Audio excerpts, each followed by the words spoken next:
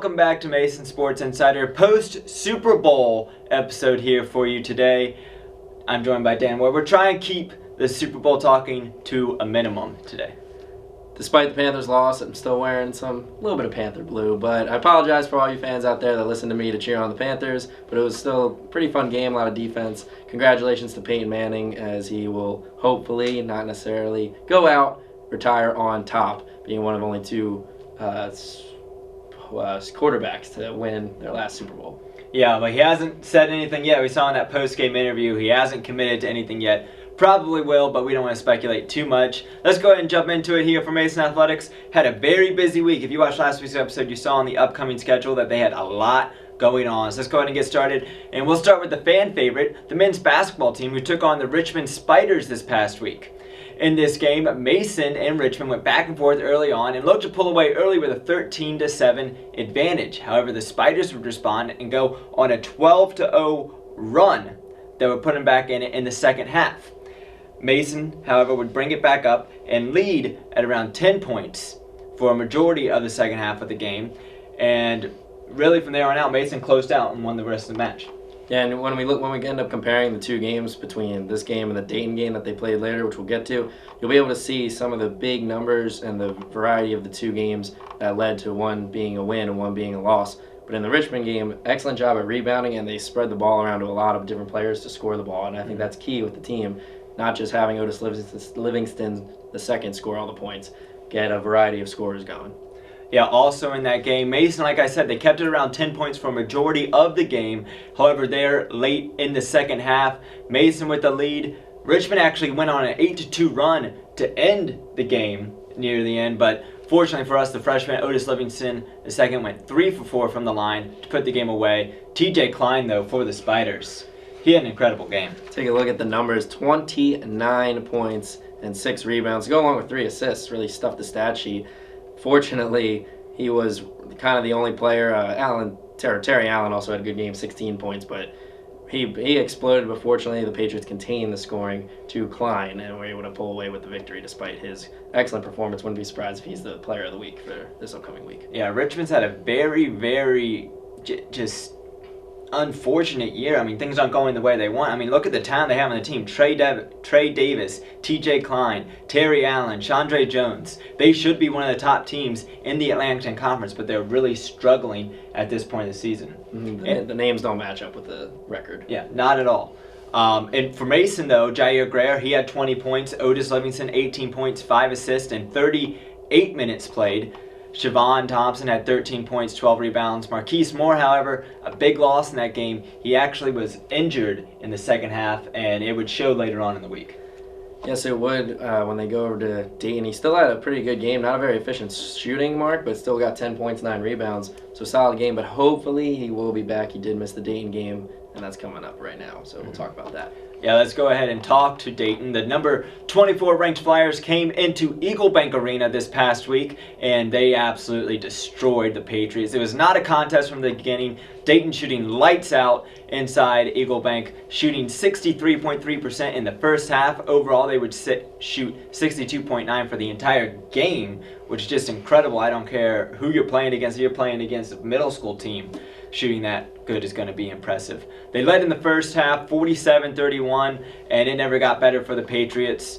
They struggled to make baskets. The offense wasn't really working, and I think a lot of it has to be attributed to Marquise Moore not playing in this game. That injury could be huge for the Patriots. Without a doubt, he's a double-digit scorer, but he also averages 5 or 6, or he tends to get 5 or 6 assists, it seems, every game, which means he's setting up his teammates as well. He gets rebounds, he gets blocks, he gets steals. We mentioned last week MVP of this team.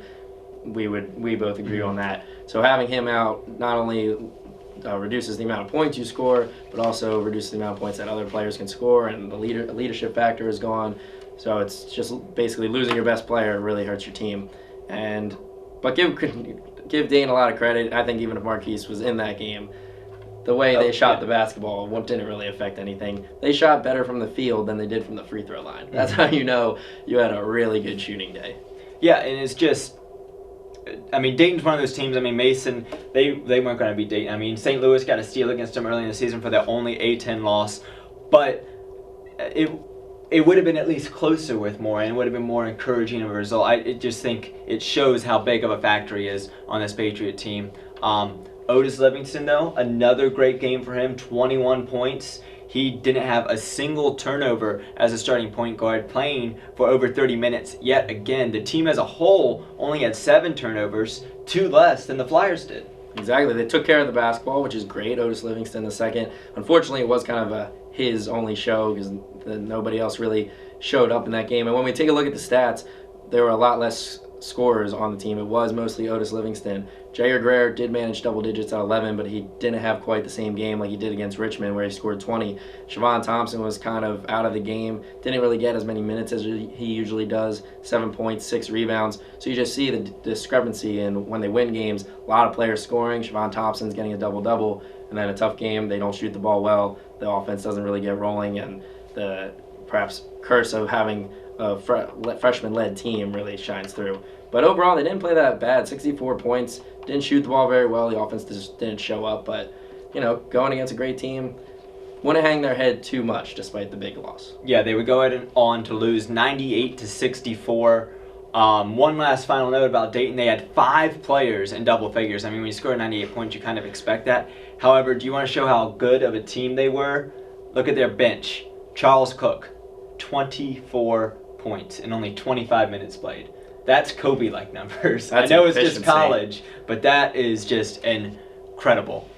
Anyways, moving on. With his performance this week, I believe 39 points in 2 games, Otis Livingston Jr. got his 3rd Rookie of the Week award for the Atlantic 10 Conference, and he's just strutting his stuff right now. He's going to be a great player to watch for hopefully the whole 4 years.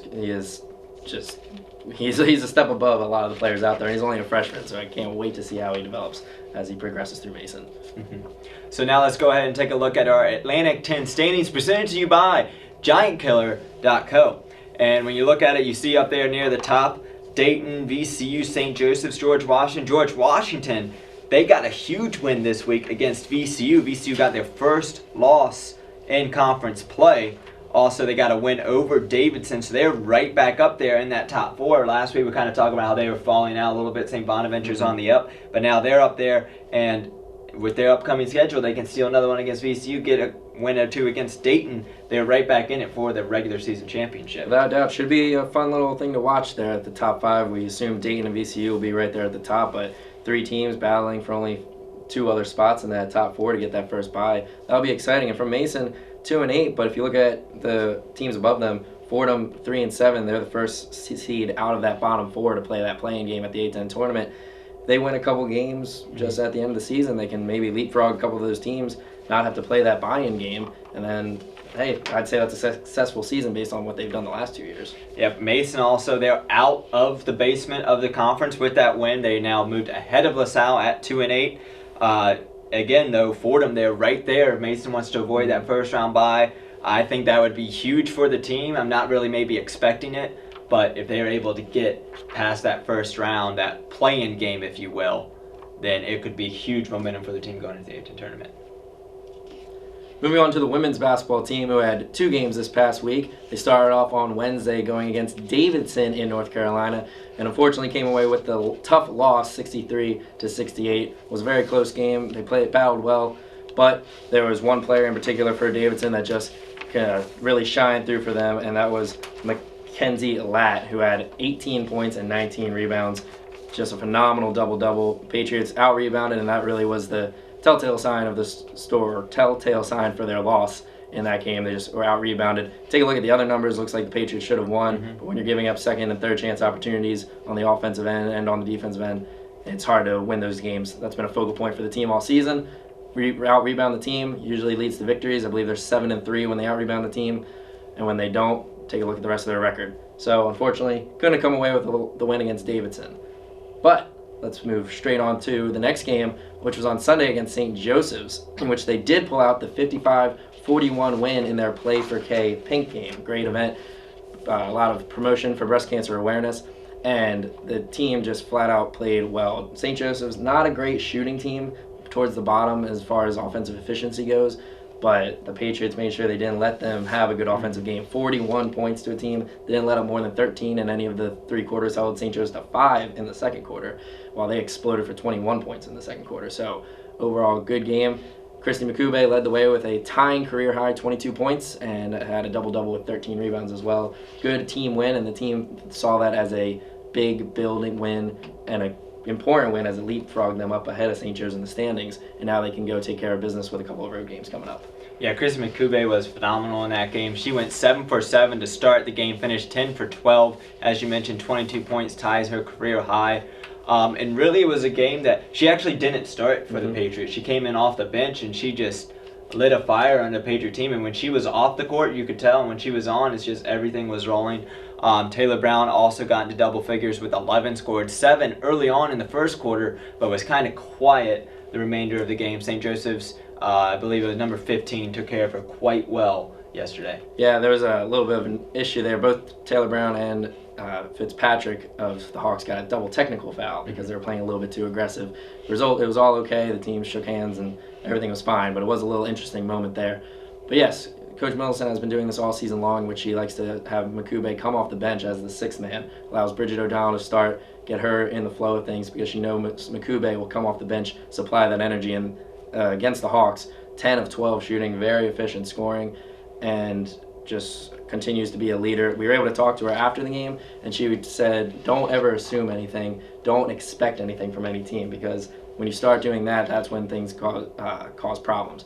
The Patriots went into St. Louis to begin the season knowing that they were a good team and didn't expect them to, they're not a good whatever.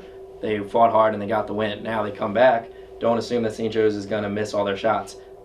Sunday, they didn't have a good shooting day, but the Patriots didn't assume anything. They played hard-nosed defense the entire way, made sure St. Joe's didn't have a good shooting day, held them to 41 points. And if you don't assume, if you don't expect anything from a team, if you just assume that they're going to be as good as they can be, then you're going to play it better, and that's kind of the attitude that the Patriots have right now. They're feeling confident that they can win these last 5 games that they have and maybe make a big dent in the A-10 tournament.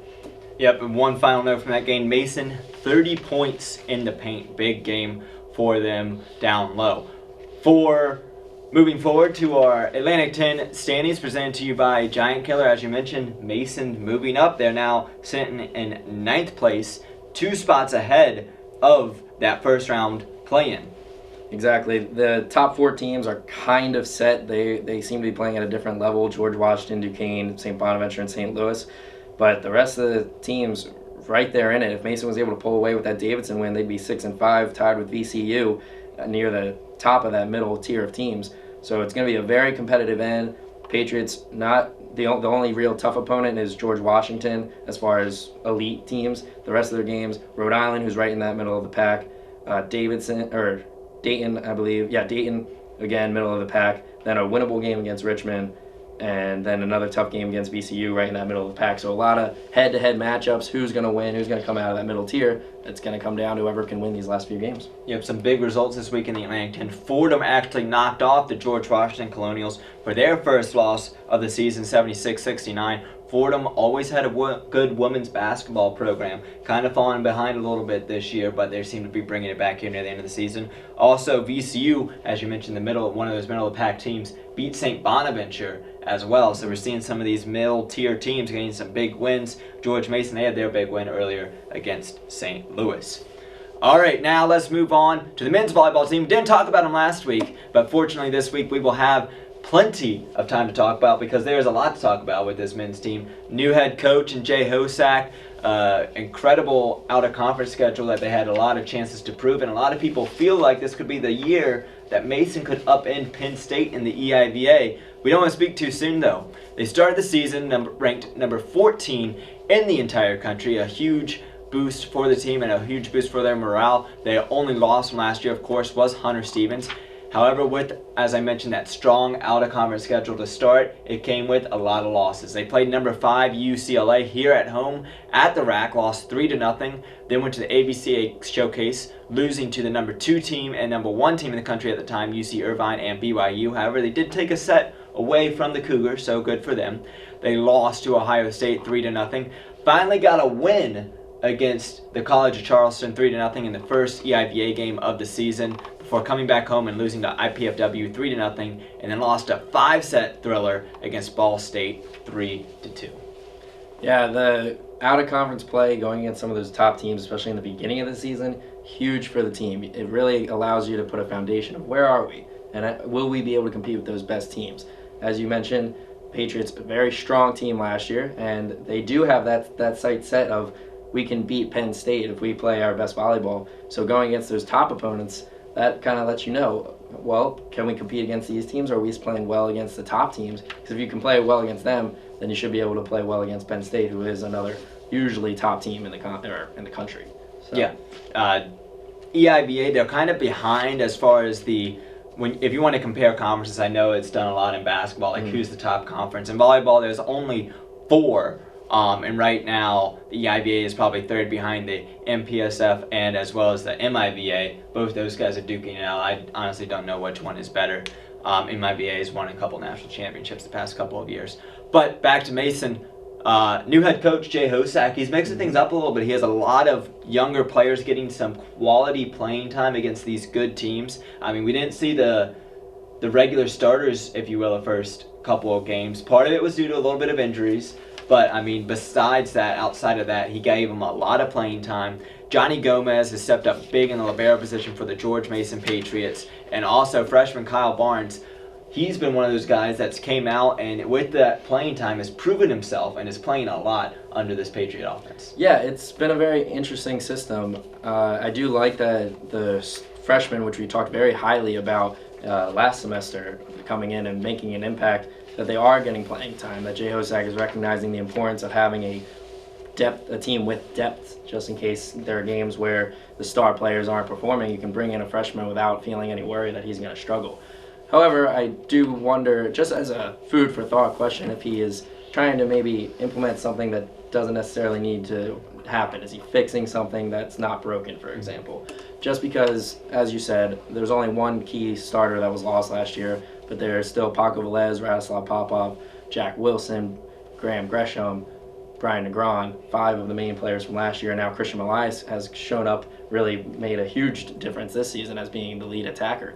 So just kind of interesting how instead of going with the key guys from last season and letting them all play together, he's kind of mixing up the lineups a little bit. Could be good, could be bad. It allows a lot more playing time. It's really hard to see, and I know I'm no volleyball expert and I'm no head coach, so I trust Jay Hosack's theories and styles of play and substitutions, because if you look at his track record, there's no reason not to trust him. But just a food for thought question, you know.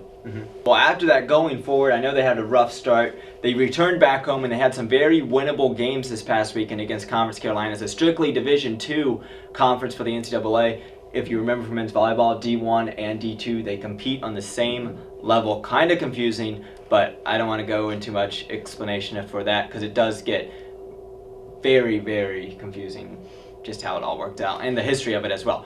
Anyways, they played Pfeiffer to start the weekend on Friday night.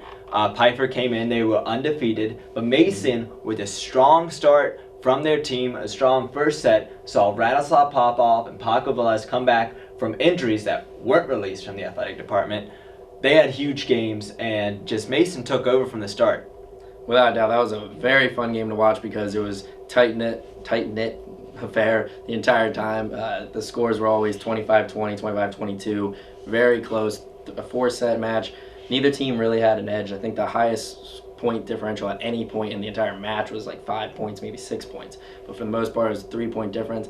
And exactly, the question that I asked earlier kind of got dethroned a little bit when we saw Paco Velez and Popov return because of injury. It wasn't known that they were injured for the previous 2 games against Ball State and the previous games. So perhaps it was not necessarily the best of questions, but it was great to see Paco Velez really came off the bench, shine through.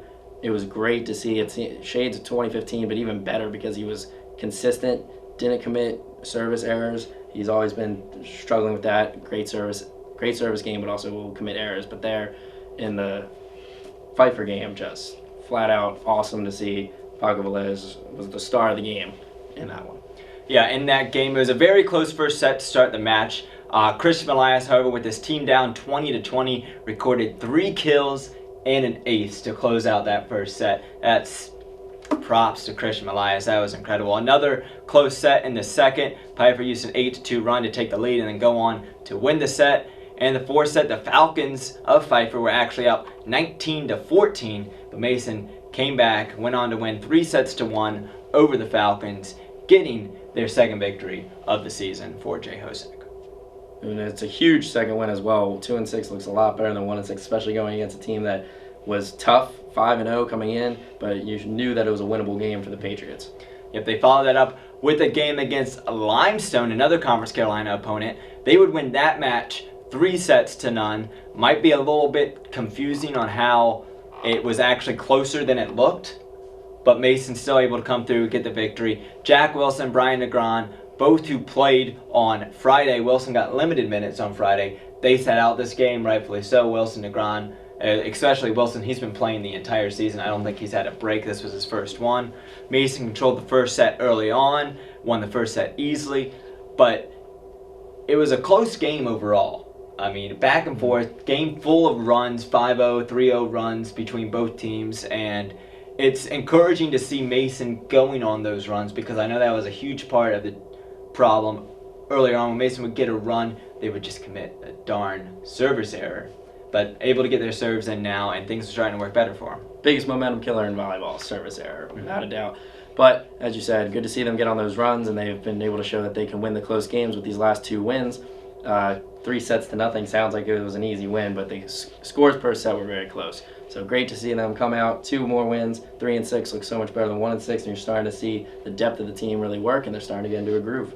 Yep, doing really well. Pakovlev, who came back in this game, he had 17 kills and 3 aces. Now looking at the EIVA standings, again, these presented to you by GiantKiller.co. Still very early on. Princeton, however, with a 2-0 start in conference play.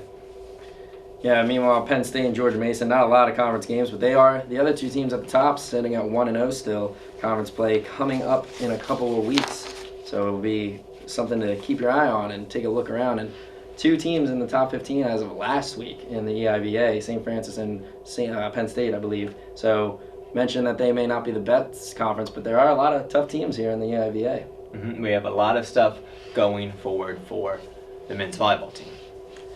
Now let's take a look at the wrestling team who competed in 2 more matches. They had a tough affair going against Navy, one of the better wrestling teams as always. Put up a good fight, but did lose 26-18. Greg Flournoy, however, did continue his successful season, winning his bout 9-0. However, Vincent Rodriguez got a rare loss, losing 8-4. In the match, however, head coach Joe Russell did say that he was very happy with the team's play, especially against a good Navy team. Overall, the day was positive. Going into the match against Bloomsburg, which would be their next match, an EWL opponent, he thinks that the team would be fired up and excited to be at home. And he was exactly right, because going up against Bloomsburg, dominating win, 38-4, improved their record to 7-9 overall, 2-3 in the EWL. Bloomsburg, not the best team. They only had 1 win coming into that match, but Patriots proved that they are a quality team and that they are going to beat up the teams that they should win, and they did so against Bloomsburg. Yep, Mason and EWL, always mixed results. However, a great, encouraging win against Bloomsburg bodes very well for really the final stretch of the season. Again, Greg Flournoy is doing his thing. A lot of the other guys are doing quite well for the Patriots. It will be encouraging to see what they do, and they've been able to get a couple crowds out there at the rack. I mean, a lot of people are turning in to see the Mason wrestling team. It's very nice to see that. Always try and support as many of the teams as you can. And as you said, a lot of different players. Greg Flournoy and Vincent Rodriguez has been the headlines for the team, but there have been a lot of players that have been getting into matches. It increases the depth of the team. So moving forward, you don't know who you'll have to face, but it's going to be a tough challenge in any weight class because anybody can wrestle at that weight. So things are looking up for the Patriots wrestling team. 2 matches later this week. We'll let you make sure to update you that next week. Yep, moving on now to the tennis teams. Well, kind of. Sorry guys, didn't make the cut this week. Next week we will bring you fully up to speed. A lot of action for tennis starting early. It's February and they're getting right into the thick of things. This past week the women's team faced Richmond and Navy, while the men's team played James Madison and Mary Washington. So some of them with encouraging mixed results. We'll have more for you next week, so make sure you tune in for that episode. Gonna have to bundle up to play some February tennis. Wear some of those long sleeve Under Armours. But now we'll move on to the indoor track and field team, one of Mason's finest teams as they continue to be a dominating force year in and year out. Already this season, 5 Patriots have received A10 weekly honors in the first 2 weeks of the season, led by freshman Sarah Moore, who is a 2-time Rookie of the Week honors, receiving it in back-to-back weeks to open up this season. She ran the second fastest time in the 400 meters in the A10 at the Great Dane Invitational, having herself an excellent season, an excellent start to her career. The teams overall, a lot of encouraging results. They've played in a couple invitationals, a couple tournaments, started off strong at that Great Dane Invitational. Women's team finished 6th, men's team finished 8th, but head coach Andrew Gerard was very happy with the team's performance, and it was a good way to start the season. Then they moved on to host the Patriot Games, where they were very successful. Men's team finishing 1st, women's team finishing in 2nd. It was headlined by John Seals, the reigning A10 champion in the high jump, and the Patriots were able to show why they're one of the best in the A10 right there. And thanks to that win, thanks to their strong performance to start the season, they climbed to number 15 in the Southeast Regional rankings. So something that's a great start to the season, move up to one of those top 15 teams. Then finishing off most recently, they had 2 tournaments in Boston. It was actually kind of funny. They had to quickly jump and catch flights. Kind of struggled to get there, but they performed very well in both. Men's team got another win in the first day, 2nd place in the second day, while the women's teams finished 5th in both tournaments. But a lot of strong starts to the beginning of the season. Some of the names, Stephen Flynn, after having a great cross-country season, continuing to show up here in the indoor season.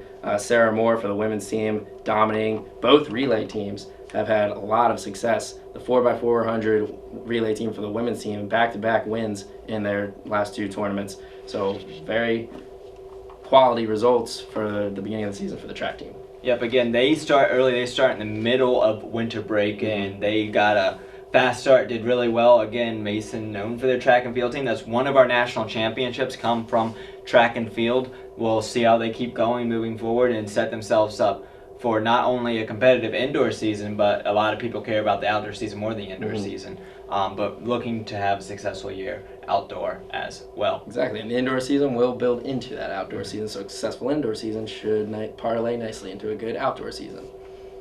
But that will wrap things up for this week's edition of Mason Sports Insider. Let's take a look at this week's upcoming schedule. Yep, looking at what we got, of course, men's basketball, they're right at it. They have 2 games this week. First, they play Rhode Island on Tuesday, and then on Saturday is homecoming time. Men's basketball team takes on Davidson. A lot of people ruling the Patriots out. I think it's still a winnable game for the team, especially if Marquise Moore can come back. Yeah, Davidson not quite as strong as they have been in the first couple years of the A10. Women's basketball taking on Dayton on Wednesday, and then they too will travel to Rhode Island for a Saturday matchup. And as we said, 2 tough opponents right there in the middle of the pack. Could go either way. Really is time for the Patriots to step up and say, hey, we are going to be one of the top teams in the A10 where we can compete this year. Yep, men's volleyball, they continue games against Conference Carolinas. As we mentioned, the tennis team, they have a tournament this weekend at Duquesne. They're also playing the Dukes and the Dayton Flyers. And then for wrestling team, they're continuing their season, as you mentioned, against EWL opponents, Franklin and Marshall. And then they'll be playing Bucknell later on, followed by Maryland on Sunday.